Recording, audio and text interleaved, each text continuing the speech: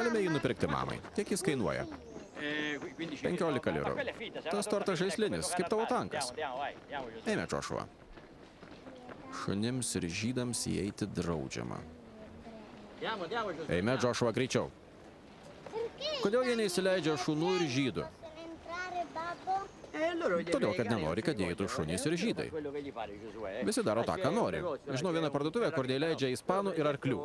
O vakar ėjau į vieną vaistinę su draugu Kinu, kuris turi kengūrą. Paklausiau, ar galime užeiti, man atsakė, kad kengūrams ir kinams įeiti draudžiama. Na, ką padarysi? O mes į savo parduotuvę įsileidžiam visus.